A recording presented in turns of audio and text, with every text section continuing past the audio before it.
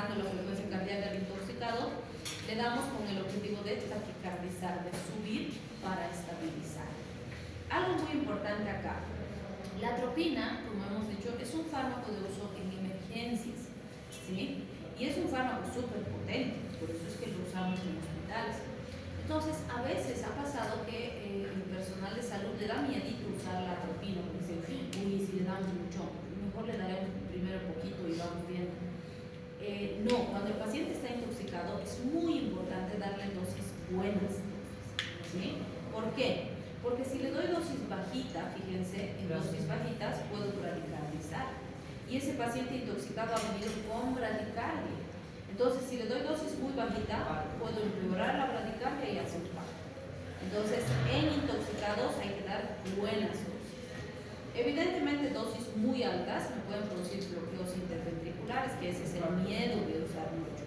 Pero tengo rangos de dosis. Entonces, hay que usar bien, hay que vigilar al paciente, pero no hay que usar poquito porque vamos a empeorar el cuadro de fase.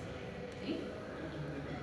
A nivel vascular se ha visto vasoconstricción con bloqueos de vasodilatación parasimpática, de la liberación del factor relajante derivado del endotelium. O sea, recuerden que el parasimpático produce vasodilatación por liberación de este factor. En este caso vamos a producir vasoconstricción porque bloqueamos la liberación del factor.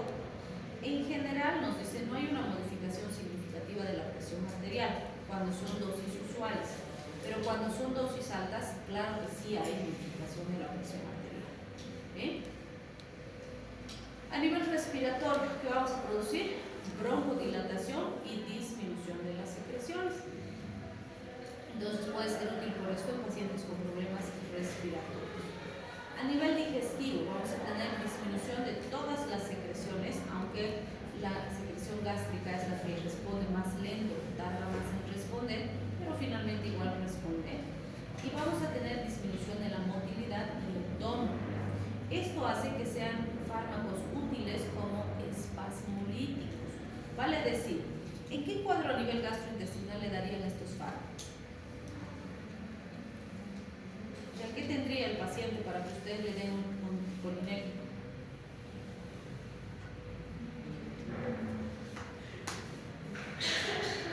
Podríamos decir en pacientes que tienen diarrea, que tienen retorcijones, ¿sí? Porque en ellos, ¿qué vamos a conseguir? Relajar el músculo y disminuir las secreciones. Entonces vamos a favorecer la clonogénesis de ese paciente que está con diarrea, ¿sí? Bien, a nivel de las glándulas sudoríparas vamos a tener una disminución de la sudoración y en lo que es el aparato genitourinario disminuye la motilidad de los ureteres y de la vejiga, vale decir, ¿en qué cuadro a nivel del sistema genitourinario usaríamos? ¿En qué?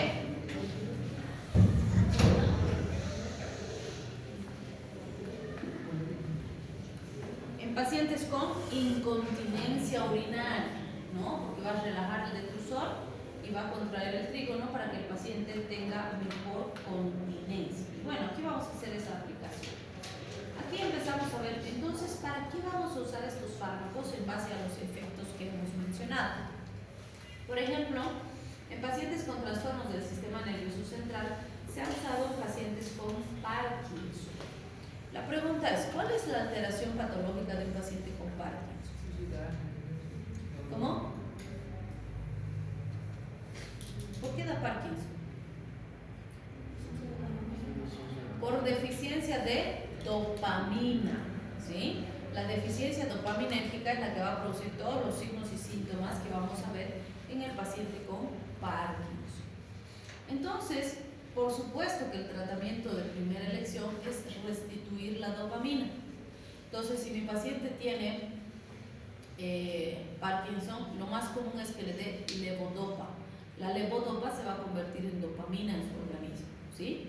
Y es muy común actualmente que se use levodopa con carbidopa. La carbidopa protege a la L-dopa para que no se convierta en dopamina a nivel periférico y la mayor parte llegue hasta el sistema nervioso y ahí se convierte en dopamina. Porque la dopamina, o sea, ¿por qué no le damos dopamina directamente al paciente? Porque la dopamina no pasa a la barrera hematoencefálica. Entonces tenemos que darle L-Dopa para que la L-Dopa pase la barrera y ahí recién se convierta en dopamina, ¿sí? Entonces, muy importante eso.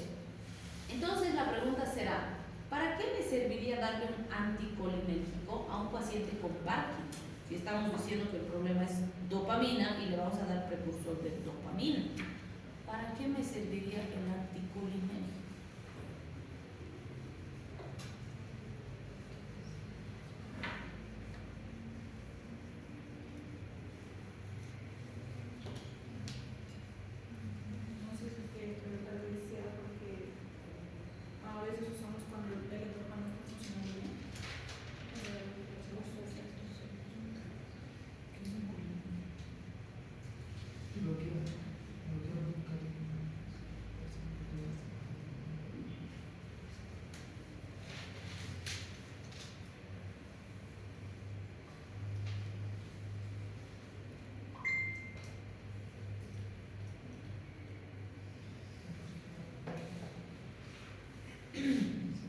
En condiciones normales, no se olviden que el simpático y el parasimpático trabajan como antagonistas fisiológicos, es decir, cuando el simpático se exacerba, el parasimpático compensa. Cuando el parasimpático se exacerba, el simpático compensa y así, ¿no? Evidentemente, si el paciente tiene deficiencia de dopamina, lo más lógico es darle dopamina o sustituir la dopamina. Pero resulta que pueden haber situaciones en las que la L-Dopa ya no está funcionando bien, ¿sí? O por alguna razón no estoy obteniendo la respuesta que necesito. Por ejemplo, se ha descrito en los pacientes el fenómeno on-off, ¿sí? ¿A qué se debe este fenómeno on-off? O sea, pasa que el paciente que está con Parkinson toma su levodopa. Hoy toma y está perfecto, está produciendo su acción, está controlando los temblores, el paciente está con menos sinestesis, está mejor. Mañana toma su medicación exactamente igual, de la misma forma que lo hace siempre, pero está como si no hubiera tomado nada, con mucho temblor, muchos signos, muchos síntomas, está mal, ¿sí? Entonces se ha visto que esto empieza a aparecer, estas oscilaciones del efecto, y en todos los casos sí toma el fármaco el paciente, empieza a aparecer cuando ha tomado mucho tiempo. Se cree que hay desensibilización de los receptores, pero por alguna razón se está perdiendo la eficacia terapéutica, ¿sí? Entonces se llama fenómeno on-off, porque decimos está en on cuando el fármaco funciona bien, está en off cuando el fármaco no está funcionando, ¿sí? Entonces, una de las alternativas que tenemos cuando aparece este fracaso terapéutico es empezar a combinar, ¿sí?, la L-Dopa con anticolinérgicos. ¿Por qué? Se ha visto que el exceso de la actividad colinérgica en los pacientes con Parkinson es también responsable de los temblores y varios de sus síntomas. Entonces se ha dicho que no solo es que hay deficiencia del simpático, sino que al haber deficiencia de un neurotransmisor simpático como es la dopamina, el parasimpático exacerba sus efectos y eso también empeora los síntomas. Entonces se ha visto ahí que sí pueden ser útiles los anticolinérgicos porque el bajar la actividad del parasimpático ayuda a mejorar los síntomas. Y por eso es que decimos, en pacientes con enfermedad de Parkinson pueden ser como alternativas terapéuticas cuando el paciente ya recibe L-Dopa para reforzar el tratamiento que estamos realizando con L-Dopa y que la efectividad se mantenga y se minimice el efecto on-off, ¿sí? Otra alternativa es usar los anticolinérgicos como sustitutos de la L-Dopa por un tiempo que se va a hacer pausa terapéutica, porque se ha visto que con la L-Dopa, si dejo de darle un tiempo, luego vuelvo a darle, recupero la eficacia, ¿sí? Entonces se puede usar en esos casos por esa razón, por eso nos dice es coadyuvante a la L-Dopa, pero no la va a reemplazar de forma prolongada, ¿sí? Entonces podemos ayudar también. Ahora, la cinetosis. ¿Qué sería una cinetosis? Sensación de mareos, náuseas, y que puede llegar al vómito inclusive, que es común en los postquirúrgicos, pero no es la única situación en la que se puede producir. Entonces, en la cinetosis podemos darle al paciente también para estabilizarlo, para disminuir ese efecto emético, ese mareo, esa sensación que tiene, porque nos va a ayudar a estabilizar a nivel central. ¿Sí? Bien, a nivel oftalmológico, ¿qué efectos van a producir estos fármacos? Hemos dicho que van a generar midriasis. La pregunta es, ¿para qué le serviría producirle midriasis al paciente?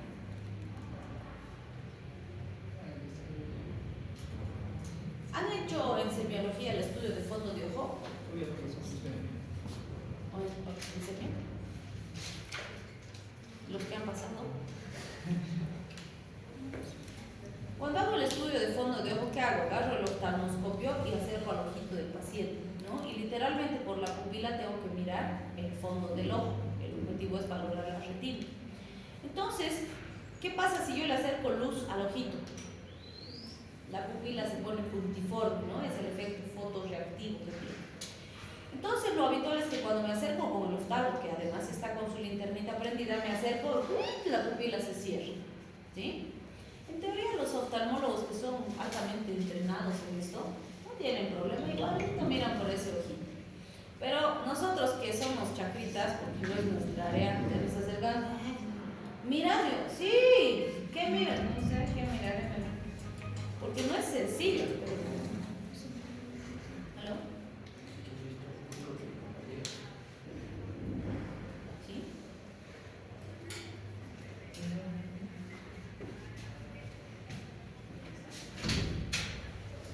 Me dijeron que me iban a traer aquí a un diseño en la Juan de Rosa. Pero ayer.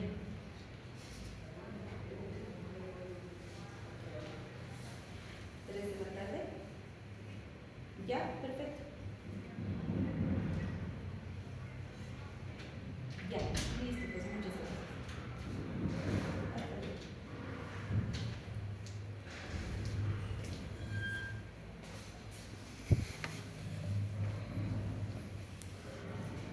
Ya.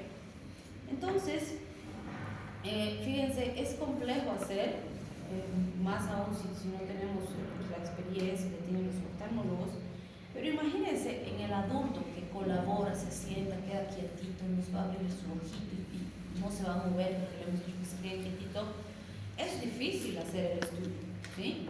Imagínense en un niño, ya no cierra su ojo, nos quiere agarrar el oftalmoscopio, se mueve, o sea, es complejo, ¿no? Entonces, para facilitar esto, se pone, ¿que amarrarlo? Sí, a veces sí. Entonces, se ponen estas gotitas en los ojitos y generan una midriasis y una parálisis sostenida. O sea, se queda la pupila abierta y se queda ahí paralizada. Entonces, aunque yo me acerque con el oftalmo y demás, no se va a cerrar.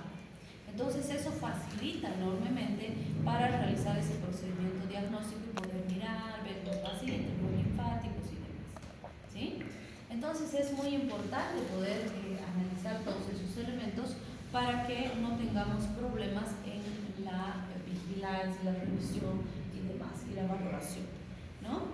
También se usa para la prevención de las adherencias en las uveitis y las iritis. La pregunta es, ¿qué son las adherencias? ¿Alguna vez han visto adherencias?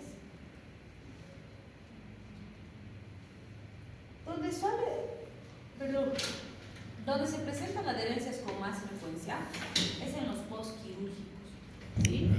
Y dicen adherencias a la aparición de tejido fibroso donde no debería estar. Por decirles, le han operado a una mamá para una cesárea, le han cerrado la pared, han juntado los tejidos después de la cirugía. Si después necesitan volver a ingresar por el mismo sitio, lo más probable es que se encuentren con marañas así de tejido fibroso que están ahí entre los tejidos, ¿sí? Y la única razón de que esto aparezca es la manipulación que hubo en esa cirugía anterior. Entonces, la estadística nos dice que la población latina en general tiene mucha mayor incidencia de adherencias que las otras razas, ¿sí? O sea, en nosotros aparece muy fácil. Entonces, en cualquier proceso quirúrgico donde ha habido manipulación, pueden aparecer adherencias como parte del proceso de regeneración, revitalización, cicatrización, ¿sí? Básicamente son como cicatrices que se van a producir ahí. ¿Cuál es el punto? Si se produce una adherencia por ahí que está sin molestar nada, ahí va a quedar, pues no va a pasar nada, ¿sí? Pero a veces pasa que estas adherencias, como es tejido fibroso, pueden estirar algún órgano hacia un lado. Por ejemplo, se ha visto que el intestino aparece en un costado y lo jalan al intestino hacia la pared y hasta generan procesos obstructivos, ¿sí? O ha pasado también que se han producido adherencias y han estrangulado a un ovario, han estrangulado algún órgano, o sea, puede pasar, y en ese caso pues vendrán más complicaciones, ¿sí? Ahora, cuando se hace una intervención de un ojito o ha habido un proceso infeccioso, inflamatorio intenso en el ojito, al ser una estructura tan chiquitita, tan delicada, imagínense que aparezcan adherencias en el ojito. Puede comprometer la visión, ¿sí? Y por ejemplo, algo que operamos mucho en los ojitos son los pterigios. O sea, ¿conocen los pterigios? Las pingüéculas. Son como carnosidades, ¿no? La población dice, tengo carnosidad. Es un tejido anormal, por supuesto, que aparece en el ojito, ¿no? La diferencia entre el pterigio y la pingüécula es que uno se limita hasta el borde de la córnea y el otro puede empezar a invadir la córnea. Y obviamente eso va a limitar la visión del paciente, ¿sí? Entonces, cuando aparecen estos, hay que retirar quirúrgicamente. Y lo que dicen los oftalmólogos es que las primeras 24 o 48 horas postquirúrgicas son claves para la regeneración del tejido, ¿no? Y por eso es que van a ver que cuando operan los ojitos, el paciente tiene que estar con el ojito tapado. ¿Por qué? Porque dicen que ese ojito tiene que estar lo más quieto posible. Porque si se está moviendo y demás, el tejido se cicatriza mal, más riesgo que aparezcan adherencias y se nos complique después la cirugía, ¿sí? Entonces van a ver que por eso le tapan el ojito al paciente. Pero además pasa que a veces el ojito está tapado, pero el paciente ahí dentro de su parche está moviendo su ojo a ver si su pestaña choca, si no choca. Ahí chinchosea pues el paciente. Entonces, para evitar eso, que a veces es un poco, bueno, inconsciente, vamos a decir, no es a propósito. Entonces es muy importante considerarlo porque para tratar de minimizar el riesgo, lo que hacen los oftalmólogos es, aparte de que le ponen parchecito, le van a dar gotitas para que ponga el ojito y el ojito se quede quietito, paralizado. Así, aunque el paciente quiera mover, no va a poder, ¿sí? Los primeros días, que son los días más importantes y de mayor riesgo. Entonces, así vamos a lograr que tengamos mejores resultados a pesar de cualquier característica, cualquier manipulación. Entonces, para eso también se usa bastante estos fármacos. Si hablamos del uso respiratorio, vamos a usar en la preanestesia y en pacientes con problemas respiratorios. En la preanestesia, ¿para qué? También siempre les digo, van a ver que cuando se manipula a un paciente para intubarlo, ¿han intubado todavía? Cuando se empieza a manipular y a introducir el tubo,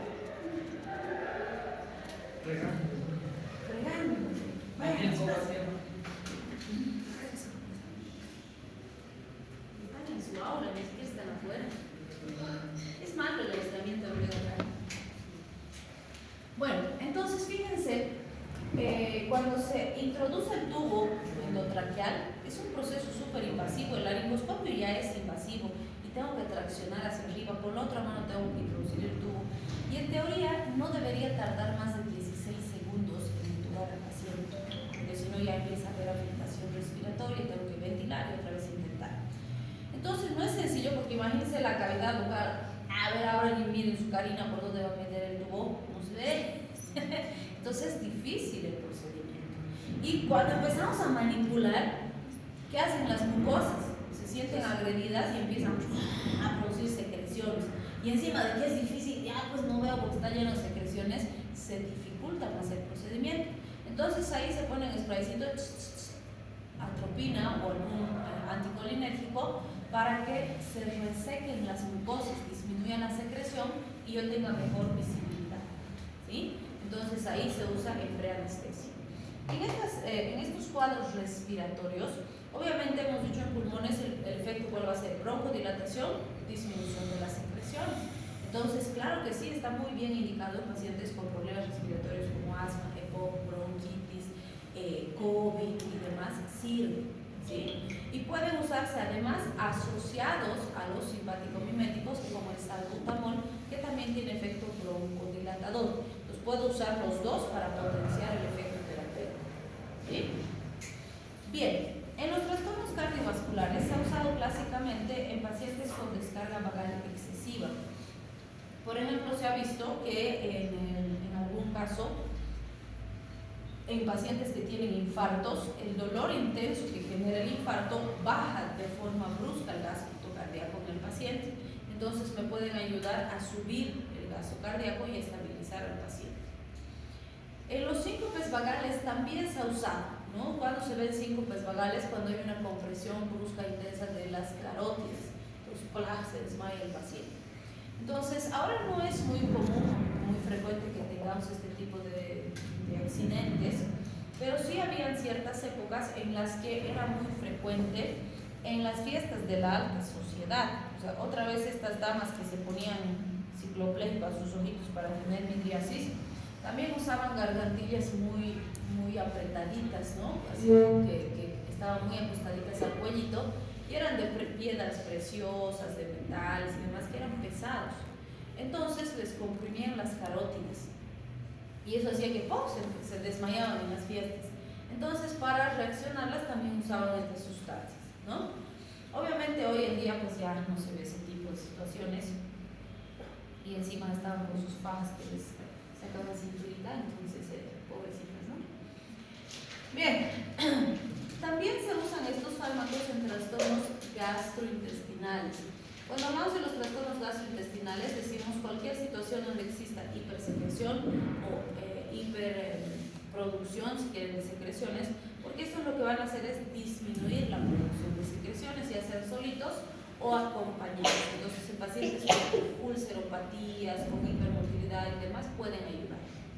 En los trastornos urinarios tenemos la cistitis, las evacuaciones involuntarias neurológicas, espasmos post-prostatectomía, incontinencias en ancianitos.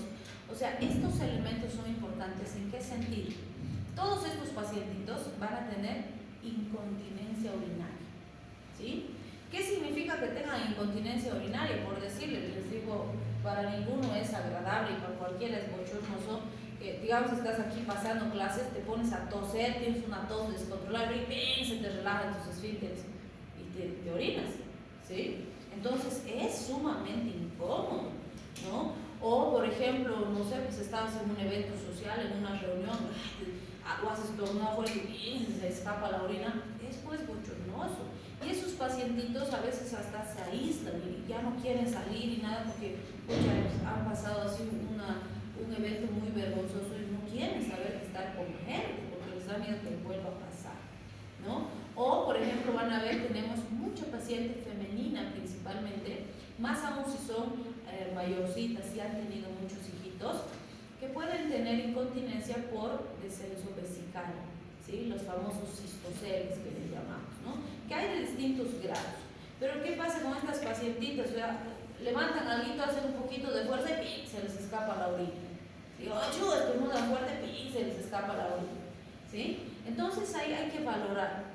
En muchos casos, suficiente va a ser fortalecer el piso de la pelvis y hay ejercicios, hay fisioterapia para esto y eso va a ayudar a suspender mejor la vejiguita y que no tenga el problema. Los fármacos nos van a ayudar porque el esfínter se va a cerrar mejor, la vejiguita se va a relajar, entonces vamos a tener mejor continencia.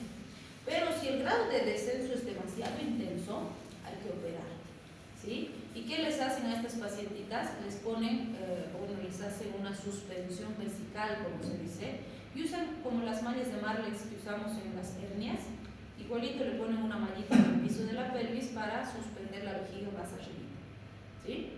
Y eso va a ayudar a que no exista el descenso. Pero obviamente, si operamos a una pacientita, no quiere decir que la cirugía solita va a hacer el trabajo. Igual hay que fortalecer el piso de la pelvis, ¿sí? Entonces hay que apoyar, trabajar con eso y si fuera necesario también podemos ayudar con fármacos, ¿sí? Bien, otro grupo de pacientitos que tienen bastante incontinencia son los post-prostatectomía, ¿no? Los que les han operado de la próstata, es más complejo.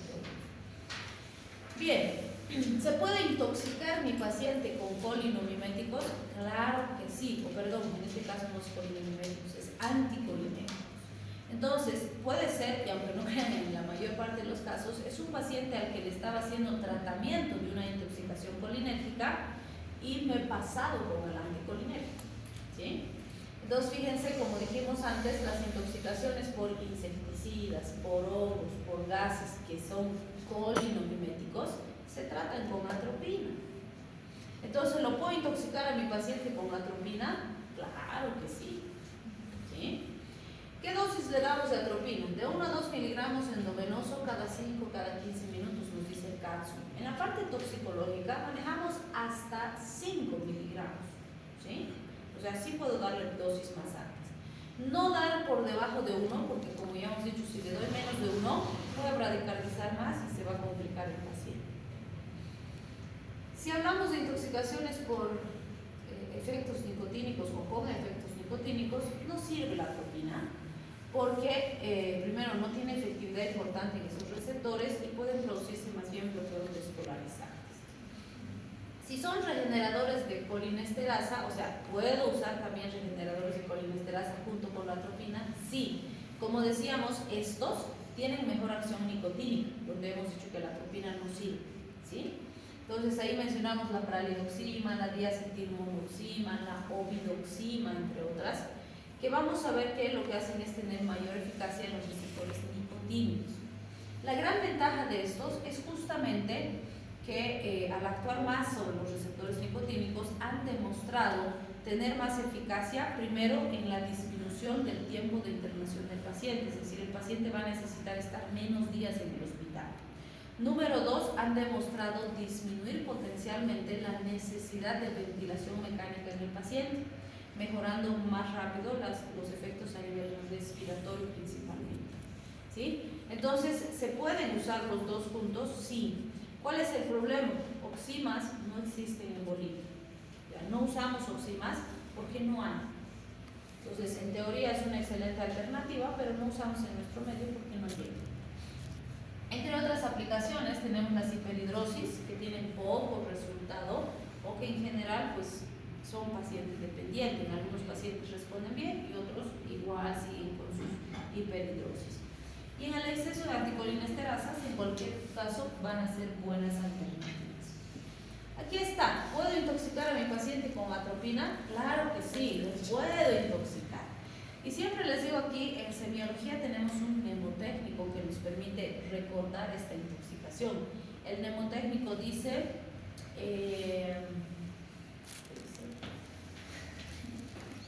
ciego como murciélago, seco como hueso, rojo como remolacha y loco de remate. Con eso me acuerdo todo lo que le va a pasar a un paciente con una intoxicación atropínica, ¿sí? ¿Por qué? Dice ciego como murciélago, porque va a estar con midriasis y no ve nada, no hay acomodación, ¿sí? Seco como hueso y rojo como remolacha o como betabel, están de la mano. ¿Por qué? Todas las secreciones se secan, no hay lágrimas, no hay saliva, no hay mocos, no hay secreciones bronquiales, no hay secreciones, todo está seco, el paciente está seco, ¿sí? Y justamente porque todas las secreciones, incluyendo la sudoración, han sido bloqueadas, han sido inhibidas, ese paciente va a empezar a subir su temperatura corporal, no hay termorregulación. Entonces se pone caliente, caliente, caliente y eso hace que se ponga rojo, ¿sí? Y en los niños ese aumento térmico es más peligroso todavía, de ahí que viene la fiebre atropínica de los niños, que es más peligrosa que en los adultos, ¿sí? Y loco de remate, acuérdense que les dije, ¿no? Los intoxicados con estas sustancias vienen locos, alucinando, viendo cosas, hablando cosas incoherentes y demás, ¿sí? Entonces, ven, con ese mnemotécnico me acuerdo todo esto que se va a producir en el paciente, ¿sí? Y bueno, cuando hay intoxicaciones con antinicotínicos, lo común son bloqueos periféricos parasimpáticos y bloqueos ganglionales. ¿Cuándo no se debería utilizar anticolinérgicos? En pacientes con glaucoma, porque sí puede subir la presión intraocular y se nos complica. Pacientes con hiperplasia prostática, porque pueden empeorar el problema de próstata. Y además en las hiperplasias prostáticas ya suele haber retención urinaria, entonces podemos producir más retención urinaria, ¿no? Y en úlceras gástricas está cuestionado, porque se ha visto en algunos casos, por ejemplo, dijimos, ¿no?, que la disminución de la producción ácida gástrica puede ser benéfico en un paciente Pero se ha visto que algunos pacientes con ulceropatías, esa disminución de las secreciones también disminuye la producción de bicarbonato, de prostaglandinas, que pueden favorecer la lesión de la mucosa gástrica. Entonces, es riesgo-beneficio, ¿sí? Como dice aquí, son contraindicaciones relativas y no absolutas. Bien, si hablamos de los bloqueantes ganglionarios, los vamos a pasar súper rápido porque estos bloquean los receptores nicotínicos en ganglios simpáticos y parasimpáticos. ¿Cuál es el problema? Se ha visto a la mecamilamina, al tetraetilamonio, hexametonio, decametonio y demás. Esta es amina secundaria, o sea que su absorción, distribución y demás es altísima por todas las vías, ¿no? Y esto, ¿cuál es el problema con esto?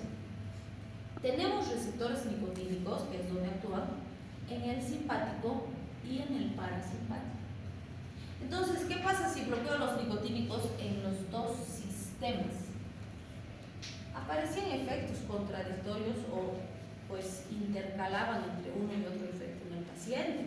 Entonces, fíjense, aparecía sedación, temblores, movimientos coliformes, alteraciones mentales, subía la presión arterial, luego bajaba la presión arterial, le daba taquicardia, luego bradicardia, y así. O sea, en los órganos y sistemas oscilaban los efectos entre uno y otro extremo.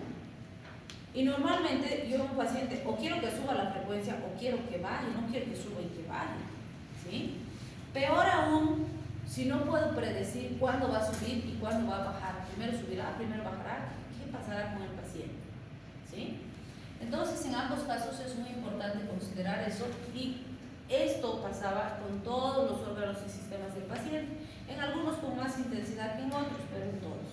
Por eso es que actualmente estos bloqueantes ganglionares no se usan, se los tiene ahí para referencia histórica, pero nada más. Tenemos mejores alternativas terapéuticas con menos efectos adversos. Bien, estas tablitas del final de la presentación hacen lo mismo que en el anterior capítulo, nos resumen lo que hemos visto en el capítulo. Pues fíjense, la escopolamina, que se usa principalmente en la cinetosis, nos va a servir en la prevención de cinetosis, náuseas, vómitos postquirúrgicos principalmente, aunque puede ser útil en cinetosis de otras alternativas. Por ejemplo, el butilbromuro de iosina es un excelente antiespasmódico, ¿sí? ¿Qué es la iosina? Escopolamina, no se olviden, iosina es escopolamina, iosiamina es atropina, luego se Entonces, el butilbromuro de iosina se usa muchísimo en los hospitales, en los pacientes postquirúrgicos, para evitar ese estado nauseoso, vómitos y demás. Porque imagínense, le hemos abierto la paredcita, el pacientito está recién suturadito y empieza a vomitar terriblemente, hasta se le van a abrir los puntos de sutura, y sin considerar que le va a doler terriblemente estar ahí con su herida ahí recién operado. Entonces es importante suprimir el estado nauseoso que tiene el paciente, que es muy común por consecuencia de la anestesia después de una cirugía, ¿sí? Bien, entonces para premedicación quirúrgica antiemética puedo usar intramuscular, intravenoso, subcutáneo, 6 microgramos kilogramo dosis, y puedo repetir cada 6 a 8 horas. Para la administración oral, en general, el butilbromuro de iosina nos viene de 10 miligramitos, y mi pacientito toma sus 10 miligramitos y ya está, tranquilísimo, ¿sí? Bien, dentro de lo que es el trastorno del sistema digestivo, el glicopirrolato es uno de los más conocidos, pero fíjense, puedo usar iosiamina, diciclomina y demás. La dosis del glicopirrolato es de 0.1 miligramos cada 4 horas, ya sea intravenoso o intramuscular, y la diciclomina puede usar de 20 a 40 miligramos cada 6 horas, o en niños de 5 a 10 miligramos en 3 a 4 tomas diarias. ¿Cuándo me sirve? En general decimos situaciones de diarreas o incontinencia que no sean de origen infeccioso. ¿Por qué? Porque si hubiera, por ejemplo, una diarrea infecciosa, tengo que hacer tratamiento específico, ¿no? Porque si corto la diarrea, el paciente va a estar ahí almacenando bacterias que van a seguir proliferando y después se le va a complicar. Entonces, cuando es infeccioso, no se recomienda el uso de antidiarreicos o de inhibidores de la motilidad. Pero puede ser que tiene colon irritable, ahí no es infeccioso, pues tiene un exceso de motilidad, entonces se estabiliza. O una diarrea de poca intensidad por estrés, por ansiedad, úlceras pépticas también se ha considerado, pero principalmente en estas situaciones, ¿sí? Que me pueden ayudar. Bien, obviamente que cuando hablamos de cuadros diarreicos, no se olviden que si bien decimos la diarrea no se debe interrumpir o no se debe usar antidiarreicos, esto depende mucho de la afectación que está produciendo esa diarrea en el paciente, ¿no? Aún siendo una diarrea infecciosa, si es infecciosa, ya hice el diagnóstico, ya le estoy dando antibiótico, ya le estoy dando la medicación específica y mi pacientito está entrando, no sé, pues 10 veces al baño, todos los días su colita ya tiene úlceras de tanto que se limpia, se está deshidratando, los electrolitos se están depletando, puedo ayudar con antidiarreico, porque ya estoy haciendo el manejo específico. Pero si mi paciente tiene 2 diarreas al día, no está deshidratándose, no hay afectación de sus funciones generales, no, pues ¿para qué? No hago el tratamiento específico, no más. Entonces, en cada caso tengo que valorar eso.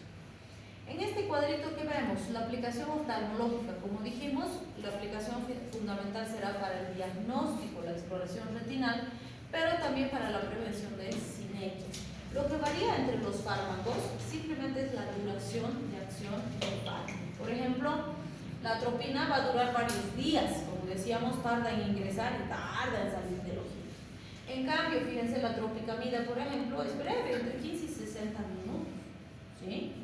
Para hacer un estudio de fondo de ojo, ¿cuánto tiempo necesitaré?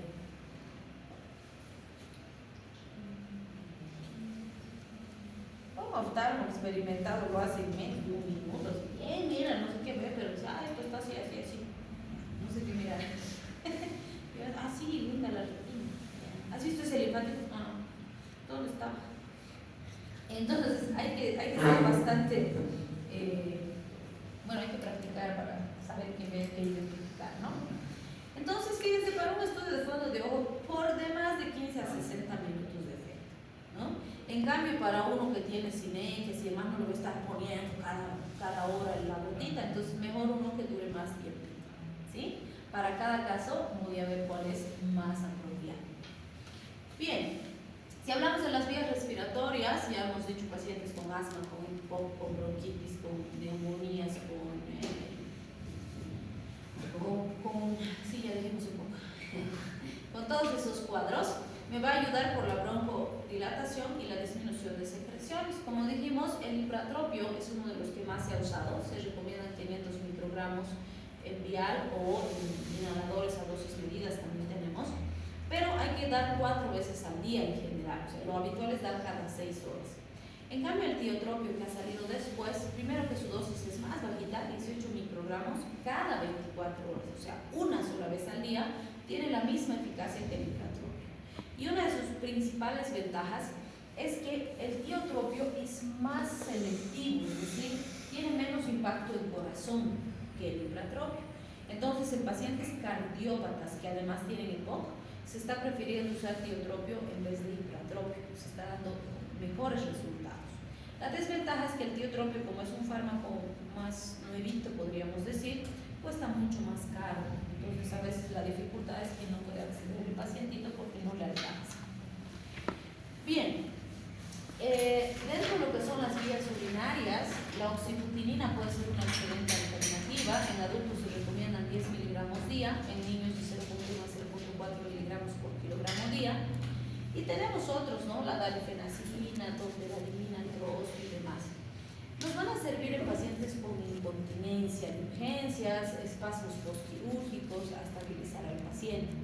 Sí es importante considerar, porque como hemos dicho, deteriora la calidad de vida al pacientito que tenga incontinencia, ¿no? Como dijimos, se aísla, ya no quiere salir y demás. Ahora, aquí siempre se les dice, si tienen un paciente pediátrico en una edad que ya en teoría controla esfínteres o ya controlaba esfínteres y de repente ha empezado a tener incontinencia, sospechen de violencia intrafamiliar o de algún tipo de violencia, ¿sí? ¿Por qué? Porque un niño que ya está teniendo incontinencia, o hay un problema psicológico emocional fuerte, o hay violencia, que puede ser incluso violencia sexual y demás, ¿sí? Entonces sospechen. No podemos ser indiferentes, porque puede ser que ese niño cuando llega a su consultorio, ese es el único escape que tiene. Y si ahí no hacemos algo, puede ser que después nos enteremos cuando el niño ya no exista o cuando haya pasado algo más grave. ¿Sí? Entonces siempre, no les digo que usted ustedes van a ir de detectives, van a ir a perseguir a los violentos. No, pero es nuestra obligación reportar este tipo de situaciones o la sospecha a las autoridades pertinentes. Tenemos Defensoría de la Niñez, tenemos los departamentos que se ocupan de este tipo de casos, y lo mínimo que podemos hacer es hacer la denuncia, ¿sí? Y aunque no crean, es terrible la negligencia de algunos padres. Cuando yo escuchar este caso de esta niñita, debe tener 1 o 2 años. Era una niña de 5 añitos que los padres fallecieron en un accidente y quedó a cargo de los abuelos, si no me equivoco, en el trópico. Y la tía la fue a recoger a la niña porque dijo, están de vacación de la escuela, le traeré a pasear, creo que ellos viven en Potosí, en La Paz, algo así.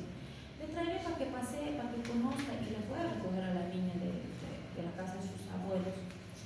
Entonces, en el viaje, ya cuando estaban viniendo, la niñita quería ir al baño a hacer pis y lloraba de dolor. Y primero que no quería que se aguantara.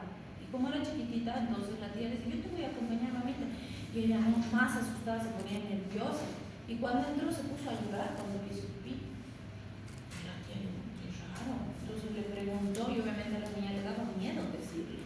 Pero ella dijo, no, algo raro. Entonces la llevó a la niña que la revisé. Tenía un desgarro que comprometía la vía reproductiva hasta el anito, y la guagua había estado así por lo menos 2 meses. ¿Sí? Y bueno, claro, recién ya la tía pues hizo todo un drama, hizo la denuncia y demás. Y resulta que, bueno, habían abusado de la niña el abuelo, uno de los trabajadores que trabajaba por ahí por el Chaco, porque la niña estaba ahí, la dejaron en la casa y no sé qué. O sea, terrible, terrible la situación. Y cuando empezaron a pesquisar y demás, ya había ido al médico la niña.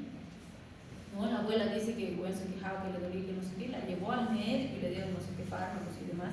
¿Y cómo semejantes lesiones no hicieron una denuncia?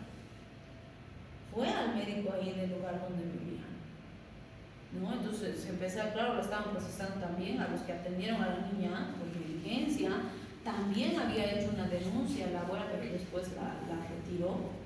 Había la sospecha de que les habían pagado a los abuelos para que se callen o algo así. O sea, era un caso súper terrible. Y en nuestro medio tenemos cualquier cantidad de ese tipo de casos. Entonces, si ustedes encuentran eso, un niño que ya tiene edad para controlar su interés, investiguen un poquito más y si es necesario, denuncie. Porque si no lo hacemos, nosotros somos cómplices. Si nos quedamos al margen, nosotros estamos siendo cómplices de ese maltrato, ¿sí? Entonces es muy importante tomar en cuenta ese tipo de situaciones. Bien, y bueno, aquí tenemos atropina, pralidoxina.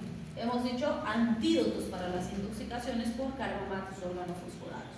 La atropina, como dijimos en el nivel toxicológico, se puede usar hasta 5 miligramos y se puede dar cada 5, cada 10, cada 15, cada 20. Está perfecto. Cualquiera de esos, ustedes van a decidir si le dan 1, si le dan 2, si le dan 3, si le dan 4, si le dan 5, van a decidir si le dan cada 5, cada 10, cada 20, dependiendo de cómo está el paciente, ¿sí? También es importante considerar que no se olviden que la atropina en realidad está siendo el antídoto de la intoxicación colinérgica endógena que tiene el paciente, pero no va a hacer nada con el tóxico, porque no va a ir a separar el tóxico de la enzima, no va a hacer nada con el tóxico. Básicamente está controlando los síntomas de la intoxicación colinérgica, ¿sí? En cambio, la oxima, la pralidoxima y todas las oximas son conocidas como regeneradoras de enzima, porque lo que hacen literalmente es ir y separar el tóxico de la enzima, ¿sí? Entonces estos serían más antídotos reales del tóxico como tal, ¿sí? Pero ¿cuál es el punto? Las oximas tienen un elemento de limitación, podríamos decir. Si se ha producido el envejecimiento del receptor, no van a poder separar el tóxico de la enzima. Entonces la oxima tiene que actuar antes de que se produzca el envejecimiento del receptor. En el anterior capítulo hemos visto qué era el envejecimiento del receptor, ¿se acuerdan? ¿Qué es?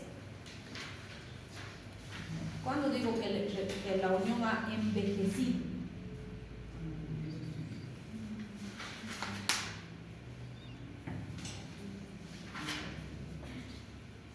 cuando se ha producido una fosforilación entre la unión tóxico-receptor y esa unión se ha consolidado y ha formado un enlace covalente fuerte, ya ha envejecido la unión y no lo voy a poder separar con nada. Entonces tengo que usar este fármaco antes de que eso ocurra. ¿Cuál es el tiempo que tengo? Dentro de las primeras 48 horas de la intoxicación. Después de ese tiempo, aunque le dé grandes cantidades de pralidoxima, no voy a conseguir nada, porque no voy a poder separar más. Ahí necesito nomás tratar los síntomas hasta que el tóxico se vaya eliminando, ¿sí? Entonces, requisito número 1 con las oximas, antes de que se produzca el envejecimiento del receptor. ¿Cómo se usa? Se puede usar de 1 a 2 gramos como dosis inicial en adultos y en niños de 20 a 40 miligramos por kilogramo. Normalmente se inicia así con una dosis alta. Por ejemplo, le doy a mi adulto 2 gramos, primera dosis. Algo importante, esa dosis que le voy a pasar en una infusión lenta que va a durar entre 30 a 60 minutos de infusión. Pero voy a repetir el tratamiento cada 6 horas, ¿sí? Y a partir de la segunda dosis puedo bajar un poco la cantidad. Puedo darle entre 300 y 600 miligramos como dosis de mantenimiento, ¿sí? Y eso cada 6 horas dentro de las primeras 48 horas, ¿sí? Vuelvo a insistir, el limitante que tenemos para usar pralidoxima en nuestro medio es que no llega. Bien, con eso habríamos terminado entonces anticolinérgicos. ¿Descansito? Sí.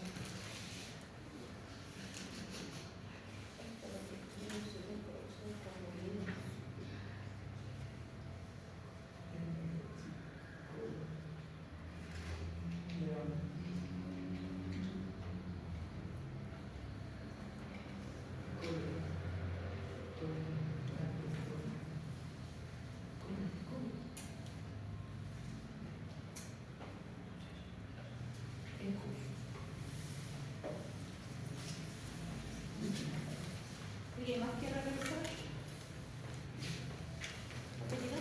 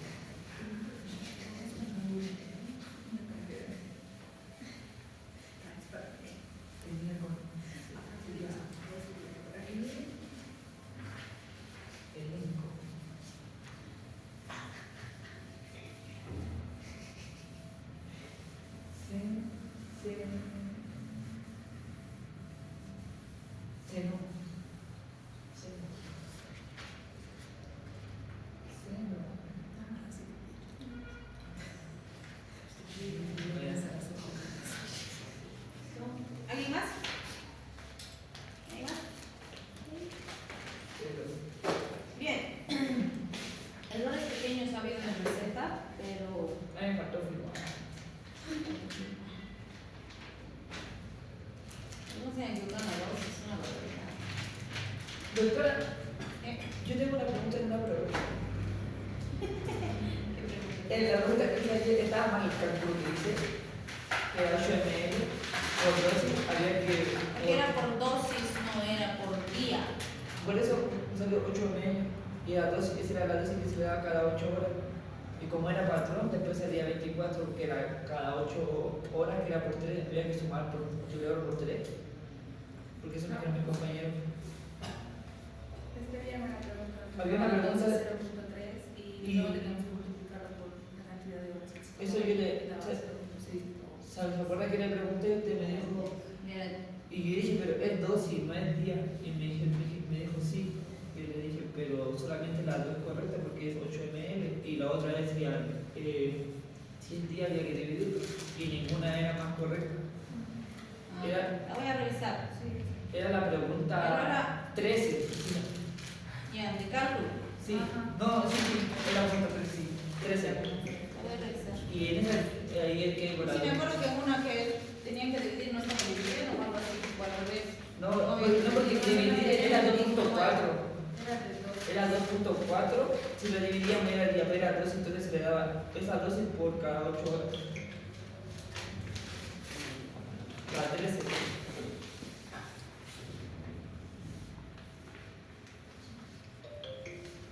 Y la correcta solamente era la 2, que era 8 ml, pero no, en el padrón sería 2 y 4, 1, 2 y 3, y no daba ninguna.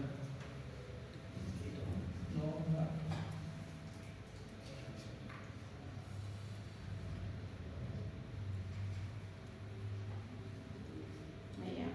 Voy a revisar el cálculo ahorita. Pero sí, me acuerdo que me han preguntado de eso cuando estábamos haciendo. Sí, se acuerdan del cálculo. Ya. Voy a revisar. ¿Cuál más era? ¿Una de gotas? No, esa era ¿Solo más. esa? Yo que recuerdo esa, la 13, que era de 8 ml.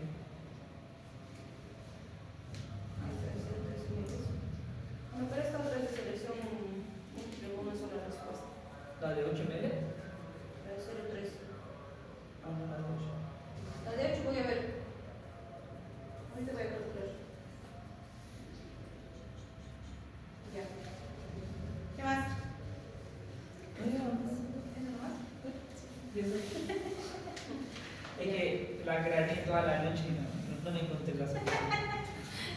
No era así. Sí. Y ahorita lo voy a entregar. Tómense ahorita. Entrego y vuelvo.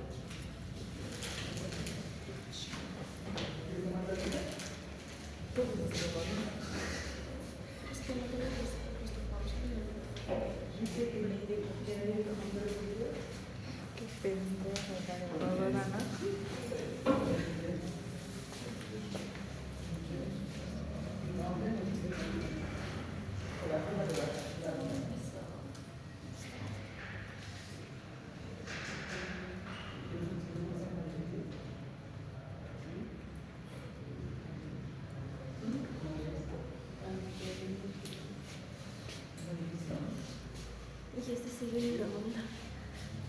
¿Sigue grabando? Sí.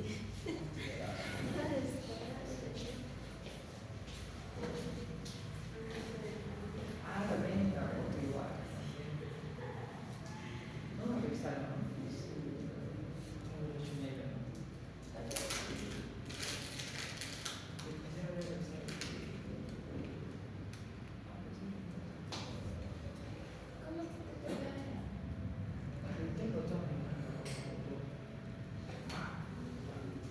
Tú empiezas a mover y no aguantas. Y yo a veces también. A veces. Cállate. ¿Cómo jugar dinero? No. Pone. No es. Pone. No es. Toma. Cero. No es. ¿Qué cosa?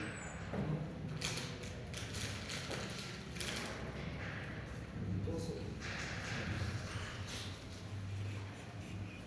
¿Qué cosa? Sí, que no.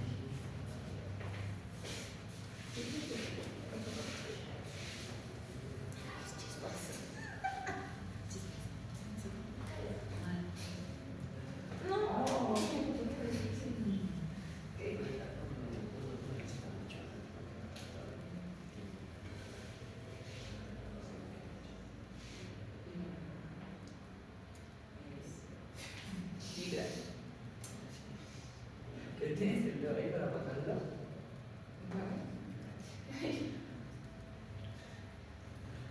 O voy yo. Ira. Oír.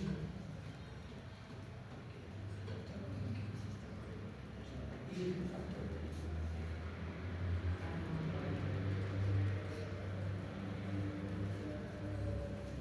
Hora. Dime. Dime.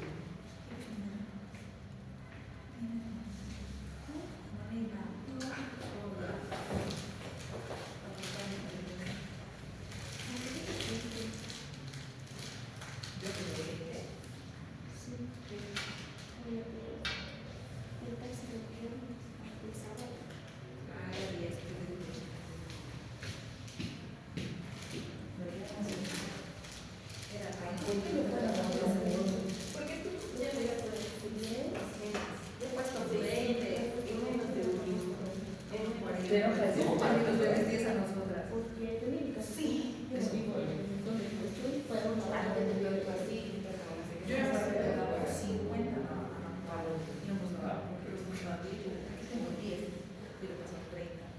¿Queremos que lo siga?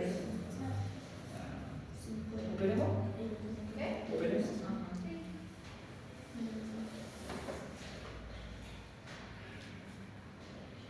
Oye, no vale, no sé qué mucho 40, pero no. Ya tenemos doctor de ciudad.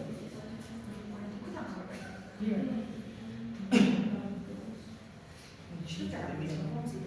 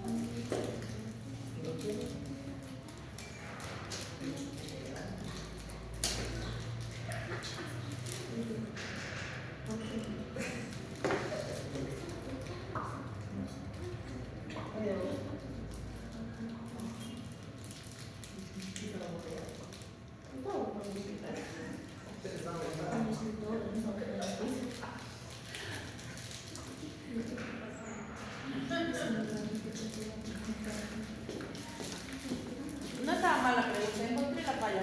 Yo tengo que sentarme para revisar. Su cálculo era correcto, 8 ml era la dosis correcta. Los otros decían, las dosis se hacían una división, ¿no? Pero no eran.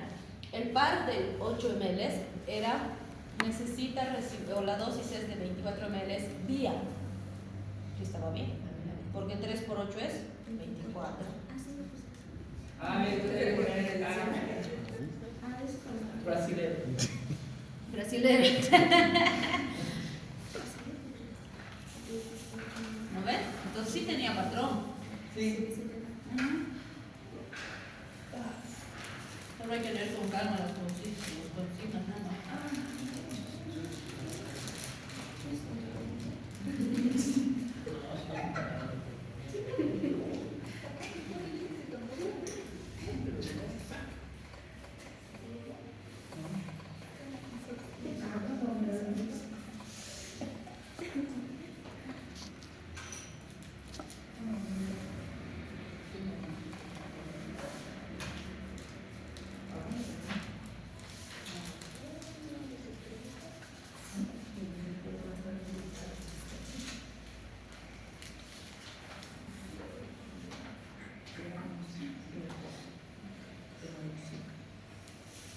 Ay, mañana.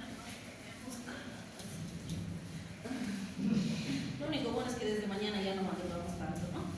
Sí. Va a haber poquitas clases. La vamos a extrañar. Mentira eso. Ya ven para que estén bonitos. Cuando estén en internado me van a escribir yo ya sé.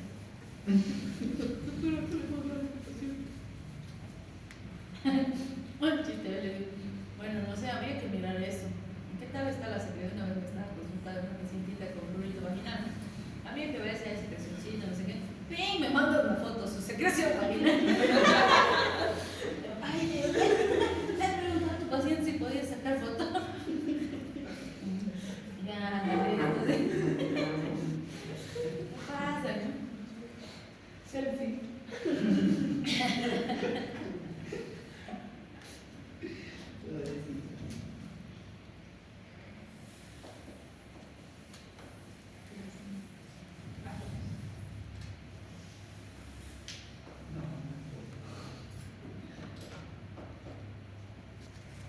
Ya rápido, todavía pasó una semana.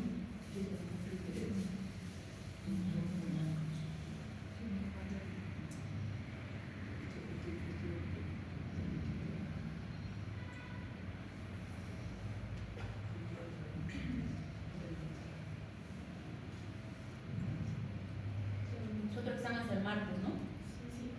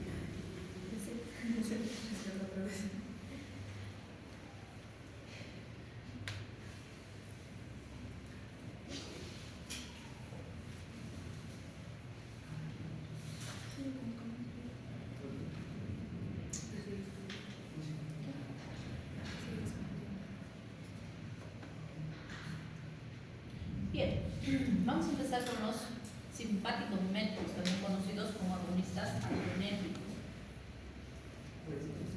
Entonces, fíjense, para este tema sigue siendo base autónoma, porque ahora vamos a ver todos los que están relacionados a la estimulación del simpático, ¿no es cierto? Entonces, también muchos de estos efectos y de estas aplicaciones pueden deducirlas si manejo un sistema nervioso autónomo. Entonces, nos interesa entender los efectos de los fármacos que estimulan los receptores adrenérgicos. Lo que sí tenemos que considerar es que si lo comparamos con el parasimpático, hay mayor variabilidad, justamente porque hay más subtipos de receptores. Tenemos alfa 1, alfa 2, tenemos beta 1, beta 2, beta 3, tenemos los dopaminérgicos y a veces pasa, como hemos visto en autónomo, que si estimulo el alfa puede producir el efecto contrario que si estimulo el beta. Entonces los dos son simpáticos, pero son contrarios. Entonces sí es importante ser un poquito más, si quieren, detallista en algunos tipos de tratamientos, ¿sí?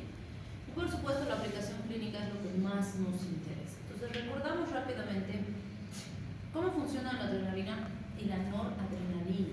¿Qué son estos dos son hormonas? ¿Son neurotransmisores? ¿Qué son? Pero van a ver que en la mayor parte de los libros de fisiopatología mencionan a la adrenalina como hormona, ¿sí? O algunos libros nos dicen las catecolaminas son hormonas. En realidad ambas designaciones son correctas. ¿Por qué se hace un poquito esta diferencia? Porque la noradrenalina actúa como un neto neurotransmisor, porque ¿qué hemos visto de la neurotransmisión? Que hay vesículas en una neurona presináptica, cuando se despolariza, se activa la fusión de esas vesículas, se libera el neurotransmisor y en la neurona postsináptica se produce una estimulación. Eso es lo que característicamente hacen los neurotransmisores. Y la noradrenalina actúa así, ¿sí? Por eso hemos dicho hay neuronas noradrenérgicas, ¿no? En cambio, la adrenalina se libera a nivel de las glándulas suprarrenales al torrente sanguíneo, y el torrente sanguíneo es el que se encarga de distribuirla y llevarla hasta sus sitios de acción. Y eso es algo característico de las hormonas, ¿no? Las glándulas Plein secretan la hormona y la hormona se transporta por el torrente sanguíneo hasta su sitio de acción. Entonces, por esa forma de actuar es que algunos autores dicen la adrenalina es una hormona, ¿sí? Entonces, no hay problema con la designación, lo que nos interesa es que recordemos bien cuándo nos van a servir y cómo van a actuar. Y por supuesto, las formas sintéticas de estas dos, que son conocidas como simpático-miméticos, que significan nada más que estimulantes del simpático, pues tenemos la norepinefrina y la epinefrina sintéticas, ¿no? Entonces sí nos van a producir acciones. Entonces recuerden que con los simpático-miméticos, igual que con los parasimpático-miméticos, tenemos fármacos de acción directa y fármacos de acción indirecta. Los fármacos de acción directa van a ser los que van y directamente estimulan el receptor adrenérgico o noradrenérgico. Se unen y lo activan, ¿sí? En cambio, los fármacos de acción indirecta no van a hacer nada sobre el receptor. Lo que van a hacer es o estimular mayor liberación de neurotransmisor o bloquear a quienes destruyen el neurotransmisor, de modo que la catecolamina endógena siga estimulando los receptores, ¿sí? Entonces, fíjense ahí, nos dice por eso, tenemos liberadores de catecolaminas y tenemos inhibidores de la recaptación de catecolaminas. Entonces nos da algunos ejemplos, nos dice la tiramina, se la conoce porque libera más catecolaminas, y la cocaína, los antidepresivos tricíclicos, que ya los hemos conocido en autónomo también, se van a encargar de evitar la recaptación, de modo que se mantenga más tiempo estimulando la sinapsis. En base a esta aclaración, vamos a ver que existen, por lo tanto, factores diferentes que afectan a estos grupos farmacológicos. Y esto es muy lógico, y siempre les digo, muchas de las definiciones de medicina siempre son lógicas. Por ejemplo, si hablamos de los fármacos de acción directa, hemos dicho que estos dependen de la interacción del agonista con su receptor específico. Por lo tanto, cualquier situación que afecte esta interacción va a afectar el efecto, ¿sí? Por ejemplo, la vía de administración. ¿En qué puede afectar la vía de administración con la interacción del fármaco con su receptor? Que sea más rápido. ¿Cuál es más rápido? La vía intravenosa. Ya, por ejemplo, si me ponen intravenoso, el fármaco va a llegar más rápido donde está el receptor. Claro. ¿Sí? En cambio, si tomo vía oral, tiene que ir al estómago, se tiene que absorber, se tiene que distribuir y recién va a llegar al receptor. Entonces, voy a tener mayor velocidad en la llegada del fármaco a su receptor específico. ¿Sí? En segundo lugar, la cantidad. Porque cuando le doy por vía oral, pues algún porcentaje se va a perder en el estómago, otro porcentaje en el intestino, y va a llegar menos cantidad para unirse al receptor. En cambio, si le paso intravenoso, todo va a llegar rápido donde está el receptor, entonces llega más dosis. Por eso en general los fármacos intravenosos son más potentes, ¿sí?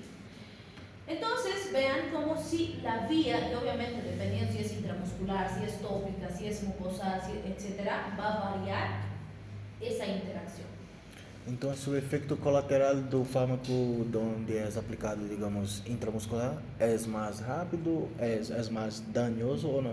¿O es todo la misma cosa? Depende del fármaco, pero obviamente si tienes mayor velocidad, mayor penetración del fármaco a su sitio de acción, también vas a tener más efectos adversos y más velocidad en la aparición de los efectos adversos, porque va a llegar más rápido hasta donde tiene que llegar. Y esto lo vamos a ver cuando hablemos, por ejemplo, del salbutamol. ¿Sí? Van a ver que cuando usamos por vía inhalatoria, sus efectos terapéuticos son rápidos porque está llegando directamente al pulmón donde lo necesitamos. Pero los efectos adversos tardan más en aparecer porque de ahí del pulmón que lo ponemos se tiene que distribuir hacia la parte sistémica y recién van a aparecer los efectos adversos. En cambio, cuando el paciente toma por vía oral, al mismo tiempo que se va a ir absorbiendo para producir el efecto terapéutico, ya va a estar produciendo efecto adverso también porque ya se está distribuyendo sistémico. ¿Sí? Para llegar al pulmón se tiene que distribuir y va a ir llegando a los órganos que no queremos también. Entonces los efectos adversos por las otras vías son más rápidos y más intensos. ¿Sí? Muy bien. La afinidad al subtipo de receptor también es un factor importante. Como hemos dicho, mientras mayor la selectividad del fármaco, menos efectos adversos vamos a tener con buena potencia farmacológica. Van a ver que hay fármacos, por ejemplo, algo de lo más selectivo que tenemos es alfa 1A, ¿no? Ese ya no va a actuar en los beta, ya no va a actuar en los alfa 2, en los alfa 1B, digamos, ¿no? En los alfa 1 más selectivo, menos efectos adversos. Y por supuesto, otro punto fundamental es la expresión relativa de receptores en el tejido efector. Si hay poca cantidad de receptores en un tejido y yo necesito ahí el efector, no voy a tener buena respuesta, pues porque aunque le dé buenas dosis de fármaco, no va a haber buena ligada donde necesito.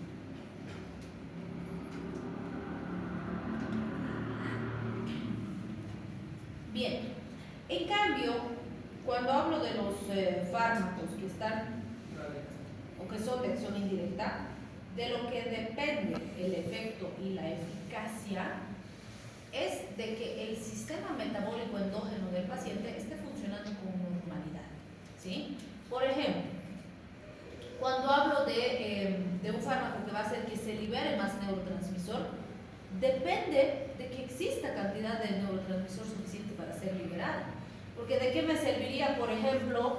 Es como si fuera a abrir una pila, ¿no? Y el fármaco lo que va a hacer es abrir la pila para que haya agua, y el neurotransmisor es el agua. ¿Me servirá ir a abrir la pila al máximo cuando no hay agua? No va a servir de nada, es lo mismo que no hubiera, ¿sí? O que no abriera la pila. Entonces, el fármaco aquí necesita que exista cantidad suficiente de neurotransmisor.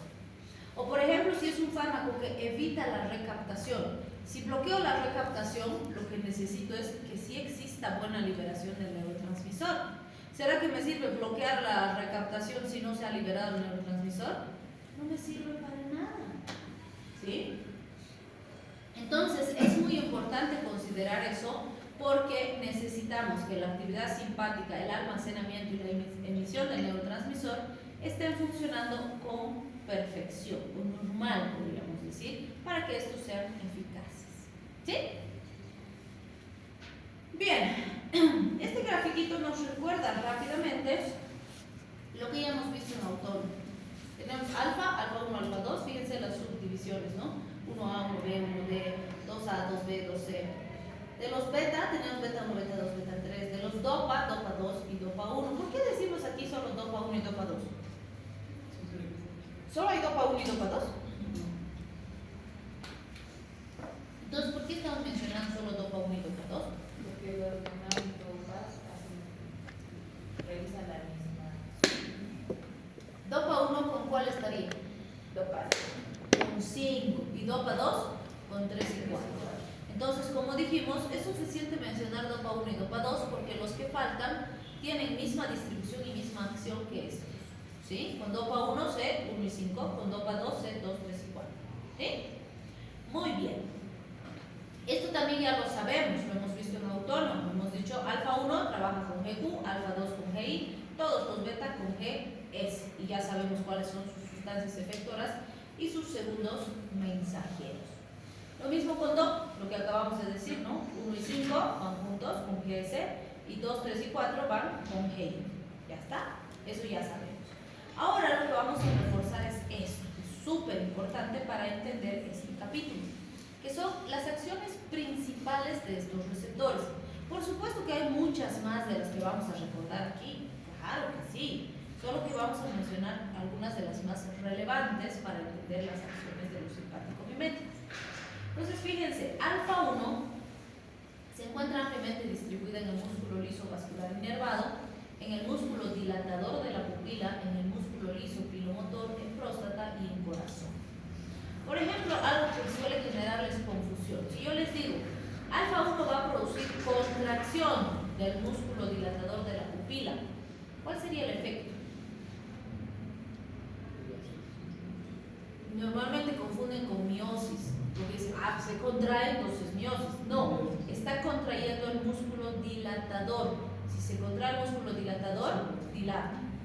Y no se olviden, ¿qué hace el simpático en ojos? Produce mydriasis, ¿no es cierto? Entonces no se olviden, porque a veces así, por esos detalles, nos confundimos. ¿Sí? Muy bien. También fíjense acá el corazón. Alfa 1 aumenta la fuerza de contracción del corazón. ¿Sí? Cierto. Pero alfa 1 no es predominante en corazón. La función cardíaca depende más del efecto beta que de cualquier otro efecto. Y dentro de los beta, más del beta 1 que de cualquier otro beta. ¿Sí? Pero este efecto alfa refuerza el efecto beta. ¿Sí? Bien, alfa 2 está distribuido en muchos receptores adrenérgicos postsinápticos del sistema nervioso central, donde produce muchas acciones diferentes en distintos órganos y sistemas. En plaquetitas estimula la agregación plaquetaria. En las terminales adrenérgicas y colinérgicas inhibe la liberación de transmisores. Y aquí hay un punto bien importante.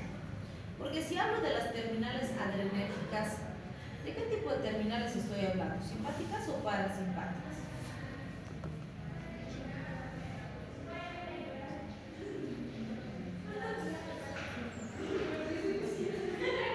Simpáticas, ¿no es cierto? Adrenérgicas. Y si hablo de las colinérgicas, ¿son simpáticas o parasimpáticas? Parasimpáticas.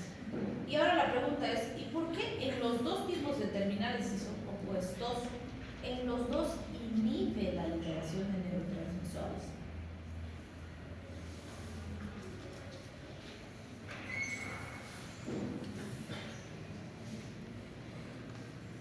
¿Qué dicen?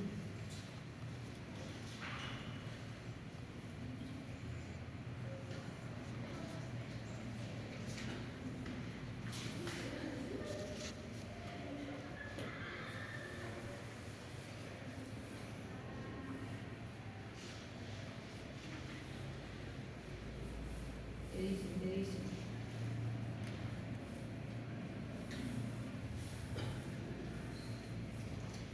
Con uno es por retroalimentación negativa, es decir, en las terminales adrenérgicas se produce inhibición porque ya hay suficiente estimulación simpática. Entonces, ok, ya estamos estimulando suficiente, entonces ya no liberen neurotransmisor.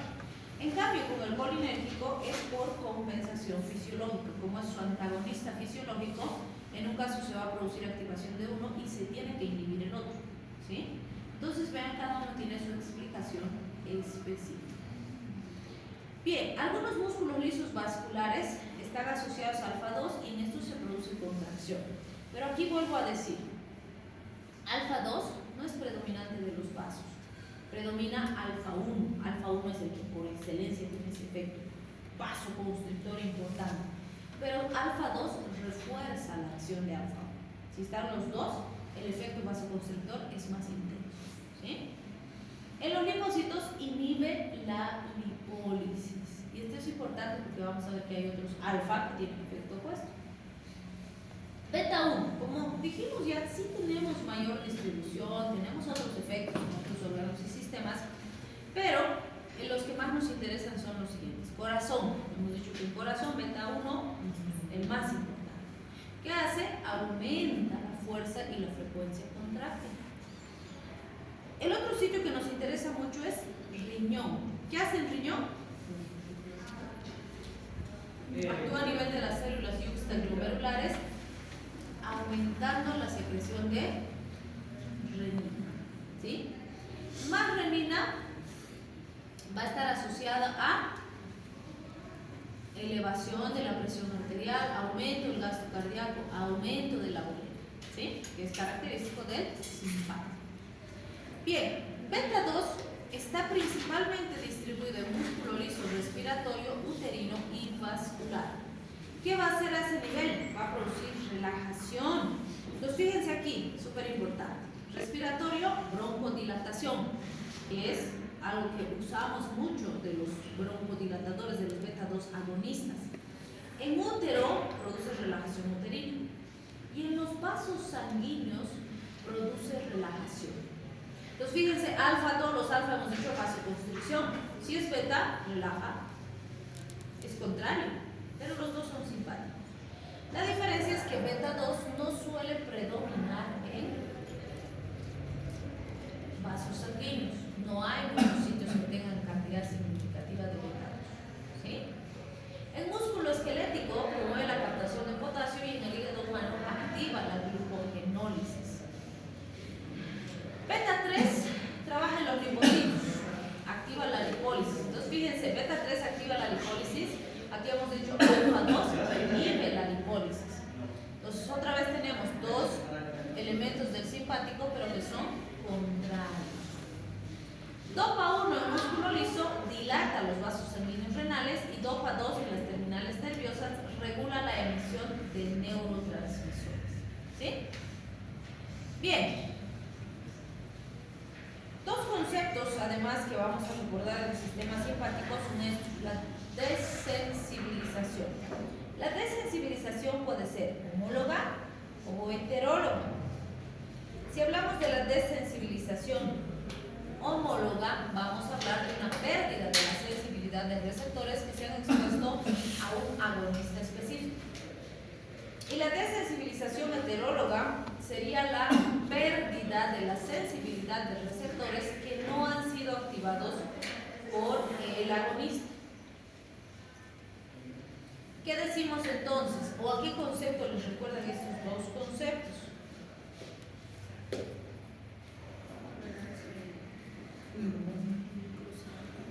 Tolerancia y tolerancia cruzada, ¿sí? ¿Por qué? La tolerancia nos dice la pérdida de la capacidad de un receptor de ser estimulado con una sustancia a la que ya ha estado expuesto. En cambio, la tolerancia cruzada va a presentarse de un receptor a un agonista con el que nunca antes ha estado en contacto, y esto es porque ha estado en contacto con otra sustancia que se parece en algún punto o en algún aspecto, ¿sí? Entonces, básicamente es lo mismo, solo el cápsula nos quiere confundir cambiándole el término. Pues no se olviden, la desensibilización homóloga tiene el mismo principio de la tolerancia y la desensibilización heteróloga de la tolerancia cruzada.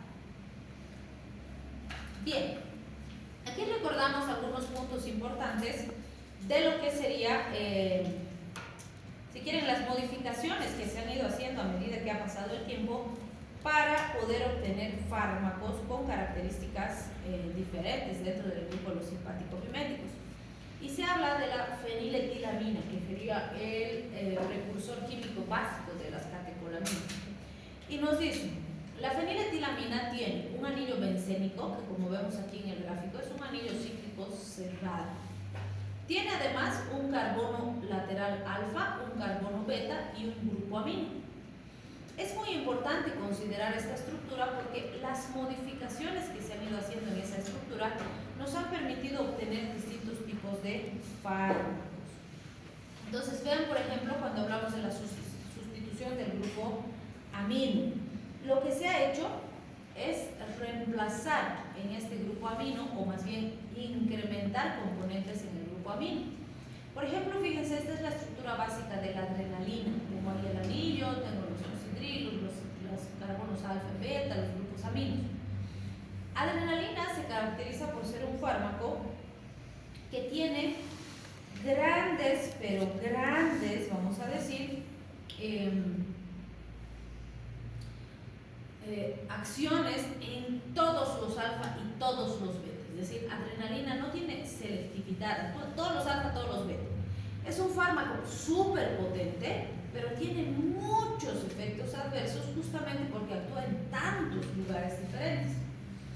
¿Qué se ha hecho con el isoproterenol? Se agarró y se puso más carbonos en su grupo amino lateral, ¿sí? Y esta pequeña diferencia, esta introducción de estos componentes ha permitido bajar la afinidad alfa y que sea un fármaco más selectivo beta. ¿Cuál sería el beneficio de disminuir la afinidad por alfa?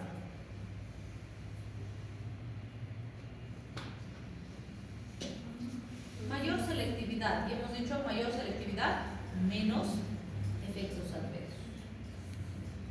Bien, acá fíjense, se han hecho modificaciones en el anillo bencénico. Este anillo bencénico normalmente tiene dos oxidrilos, como vemos aquí, en su localización 3 y 4. La presencia de estos grupos oxidrilos hace que tengan máxima actividad alfa y beta. Y eso veíamos en algunos fármacos. Por ejemplo, la fenilefrina, o si se fijan la adrenalina que hemos visto antes, tiene los dos oxidrilos, ¿no? Máxima potencia alfa y beta. En cambio aquí la fenilefrina, fíjense, tiene un solo oxidrilo, le han quitado un oxidrilo. ¿Qué han conseguido al quitarle un oxidrilo? Disminuir su potencia. Acá le han quitado los dos en la efedrina. ¿Qué han conseguido al quitarle los dos? Más biodisponibilidad, más tiempo de acción. La pregunta es, ¿para qué me sirve bajarle la potencia?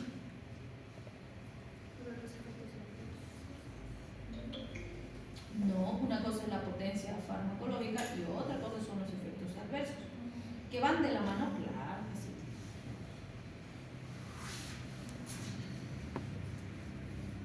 ¿Qué dice?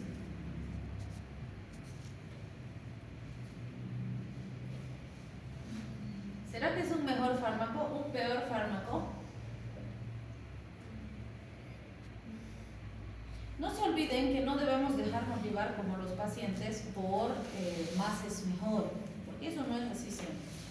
¿Sí? A veces decimos, hay menos potencia, entonces sirve menos ese fármaco, si es menos potente. No, porque como dijimos en las primeras clases, la potencia que necesito depende de lo que el paciente necesite. Y si bien un paciente puede necesitar la máxima potencia, otro paciente con esa máxima potencia se me descompensa más. Entonces, para ese paciente, menos potencia será más adecuado, ¿sí? Entonces, bajar la potencia sirve para pacientes que necesiten fármacos más selectivos, más estables y menos tóxicos, ¿sí? Bien, cuando hablamos de la biodisponibilidad y el tiempo de acción, ¿qué vamos a decir? ¿En qué me beneficiaría aumentar la biodisponibilidad farmacológica?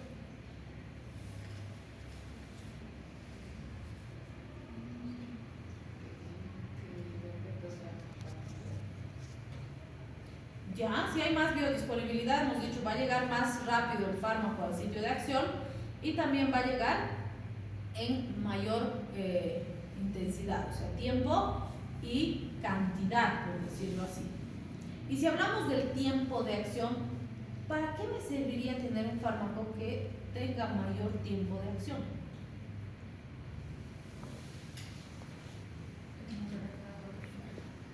¿Cómo? Muy bien, puedo espaciar los intervalos de dosificación. Es más fácil, por ejemplo, darle, decíamos, 2 veces al día que tener que darle cada 2 horas, ¿sí? Entonces, si su tiempo de acción es más largo, es un fármaco más estable y puedo disminuir mis intervalos de dosificación, ¿sí? Bien, las modificaciones en el carbono alfa. Vamos a ver que hay una sustitución en el carbono alfa que bloquea la oxidación por la MAO, la monoamino oxidasa. Aumenta la acción de los fármacos y aumenta la capacidad de desplazar catecolaminas de su sitio de acción. Entonces se ha visto que esa modificación en los carbonos alfa puede mejorar la potencia y la permanencia del fármaco en el organismo del paciente. Este grupo ha sido denominado fenilisopropilaminas. Un ejemplo es la efedrina, ¿sí? Bien, también se han hecho sustituciones en el carbono beta. ¿Qué se ha conseguido? Se ha visto que el almacenamiento de las aminas simpático-miméticas en vesículas neurales puede ser mejor, más eficiente, cuando hacemos o ponemos un sustituyente a este nivel. También la efedrina ha tenido ese efecto. ¿Sí? Entonces, así hemos repasado básicamente los elementos claves en el diseño de los simpático-miméticos. Estos mapitas de aquí nos refuerzan lo mismo que ya hemos visto antes, es decir, nos refuerzan esos efectos del simpático en sus distintos receptores específicos. Entonces, fíjense, como decíamos en vasos, alfa aumenta la resistencia, disminuye la capacitancia venosa. En cambio, beta disminuye la resistencia arteriolar, ¿sí? Dopa también es vasodilatador, pero en lugares específicos, renal, esplágico, a nivel coronario y a nivel cerebral principalmente. Entonces, perdón, cada uno de estos es importante porque obviamente las funciones o los efectos que nosotros vamos a buscar manipulando los fármacos van a estar en relación a esos efectos que hemos visto, ¿sí? En corazón tenemos efecto cronotrópico positivo, inotrópico positivo, conducción, fuerza, frecuencia se van a aumentar principalmente por beta 1, pero reforzado por beta 2 y por alfa 1. Si hablamos de la presión arterial, vamos a ver que es agonista alfa, nos va a producir vasoconstricción, como hemos dicho, por eso decimos aumenta la resistencia periférica y la resistencia venosa. Esa vasoconstricción intensa va a aumentar el gasto cardíaco y puede haber una respuesta refleja, una taquicardia refleja, por lo tanto podemos tener, una bradicardia refleja, por lo tanto podemos tener disminución de la frecuencia cardíaca con aumento de la presión arterial. Pero en general no se olviden que ya mencionamos que las respuestas reflejas tienen 2 características. ¿Cuáles serán?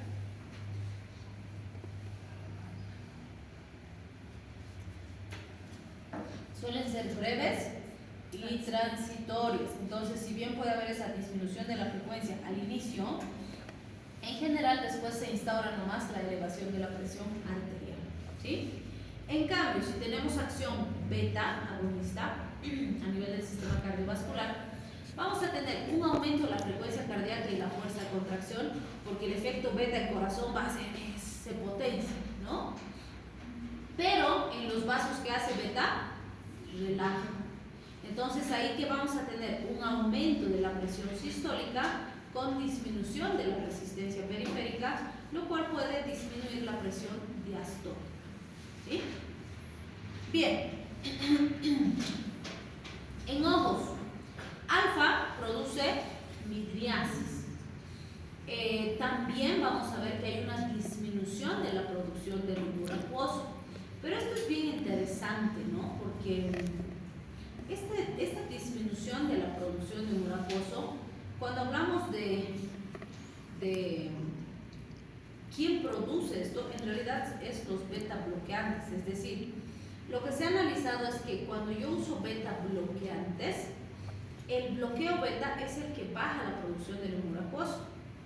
Y se ha tratado de ver si el efecto contrario, o sea, aumentar la producción de humor acuosa, se puede conseguir estimulando los beta.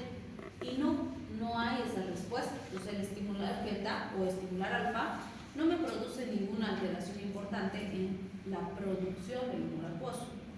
Sin embargo, se ha visto que estimular alfa si aumenta el drenaje del humor acuoso. ¿Por qué nos interesa esto? Porque van a ver que los alfas se usan en glaucoma, pero la razón de usar el glaucoma es que al aumentar el drenaje del humor acuoso baja la presión intraocular. Pero los beta bloqueantes también los usamos en glaucoma, pero la razón es porque disminuyen la producción del humor acuoso y eso también baja la presión intraocular. Entonces, fíjense, dos grupos que son opuestos en sus mecanismos de acción se van a usar para lo mismo, pero porque ese mecanismo de acción produce un efecto diferente. ¿Sí? ¿Qué fármacos que ya hemos visto también se pueden usar en glaucoma?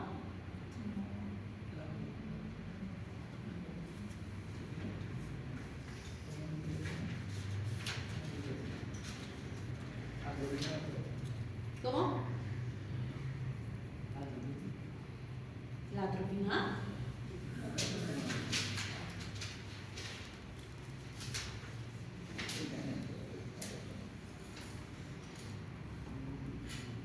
No es buena elección, ¿por qué?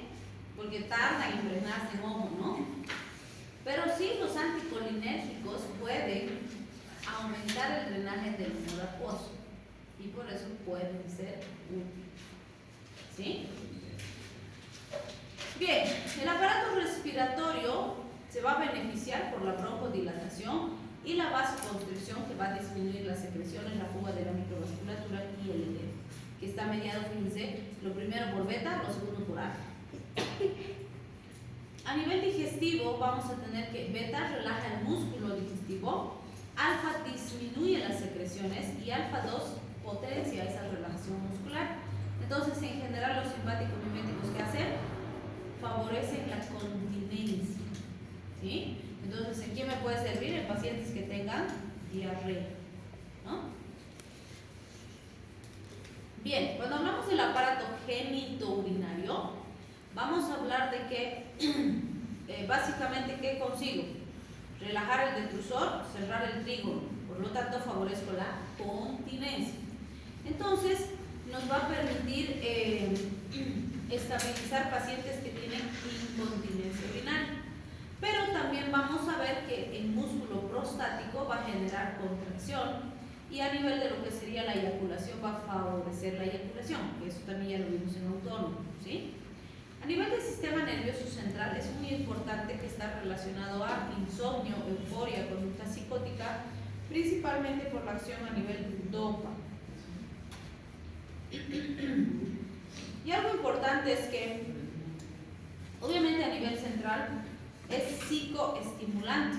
Y lo que vamos a ver en relación a estos elementos es que algo importante como efecto adverso cuando usamos simpáticos miméticos es el nerviosismo, la agitación que va a manifestar el paciente. Y se ha visto mucho nerviosismo cuando usamos anfetaminas, más que cuando usamos catecolaminas. ¿En qué sentido? Vamos a ver que las anfetaminas pertenecen a los simpáticos miméticos, pero actúan de forma indirecta. ¿Sí? Y bueno, entre otros efectos se ha visto las leucocitosis. En este gráfico lo que vemos es que además hay varios contrastes que vamos a mencionar, que son elementos del propio sistema simpático, pero de acción diferente o contraria. Como ya dijimos en autónomo también, en lo que son glándulas, el simpático en general produce sequedad de casi todas las glándulas, ¿no? Con excepción de las que se encuentran en palmas y plantas de los pies. Por eso dijimos que cuando estamos ansiosos, nerviosos y demás, se produce o se ponen las manos frías y húmedas, porque se activan ahí las glándulas que producen esta respuesta y es una descarga simpática, ¿sí? Si hablamos del metabolismo, entonces ahí tenemos los contrastes. Por ejemplo, beta 3 estimula la lipólisis, alfa 2 inhibe la lipólisis.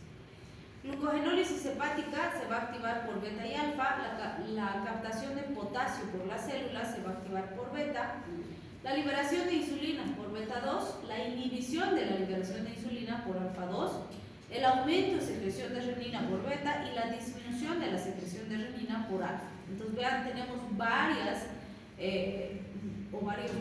varias vías, varios estímulos que son opuestos, pero los dos siguen siendo simpáticos. Entonces, de lo que dependerá la respuesta es de dónde predominan los receptores y dónde específicamente se produce la estimulación en estos fármacos. Bien, cuando hablamos de la toxicidad de los simpático-miméticos, vamos a ver que puede haber un aumento de la presión arterial, ¿sí?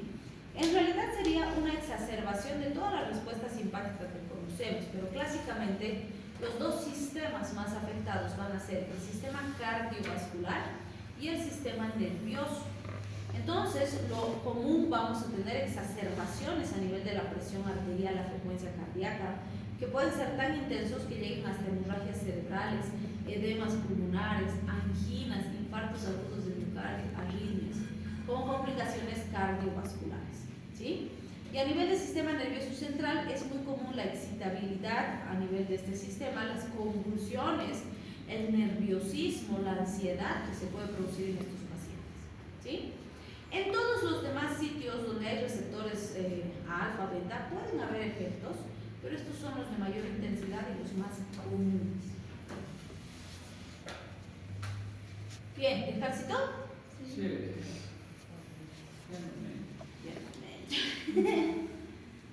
Tenemos que hacer una práctica de toxicidad.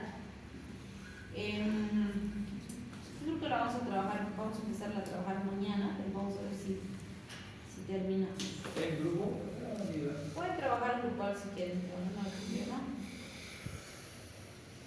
Es un paciente intoxicado, tiene un cuadro característico de una intoxicación por órgano fosforado, o sea, tomado órgano fosforado porque se quería suicidar.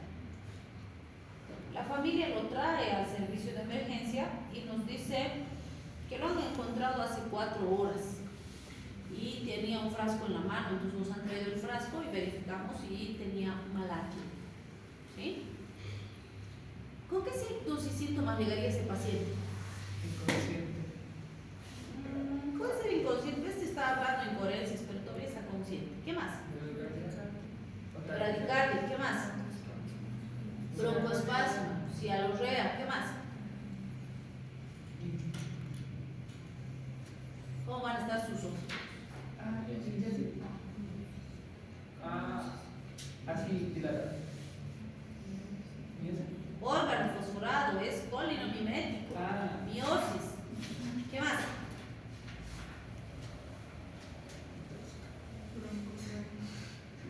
Parte de la broncorrea, ¿qué más? Cialorrea, epífora, diaforesis, relajación de esfínteres, fasciculaciones, ¿sí? Así ha llegado este paciente.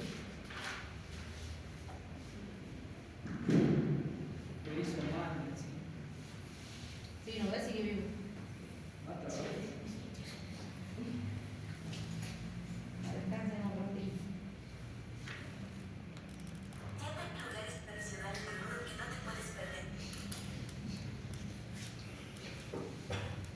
Se está quemando el pulmón, ¿no? Siempre porquería. Pobrecitos los bomberos. Con razón, pues se siente, ¿no? El smog liberado. Ay, está súper fuerte.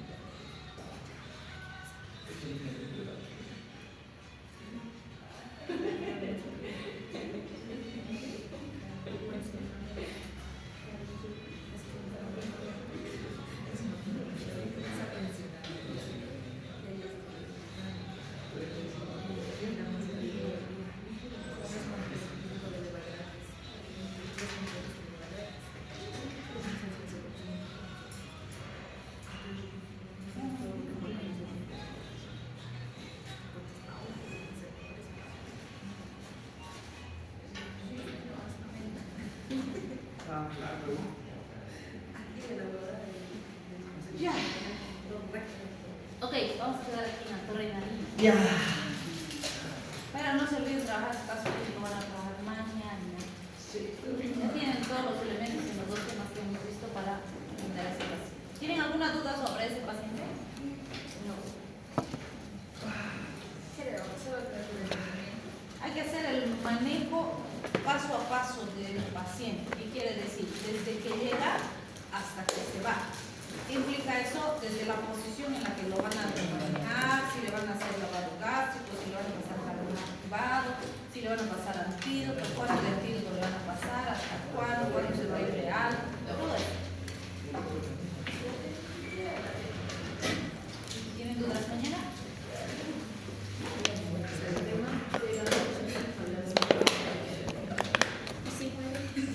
Si muere, se aplasta. Ni modo el paciente o ni modo ustedes. No, el paciente. Sí, ¿quién lo mató? ¿Quién lo mató en tu situación? Yo no lo maté.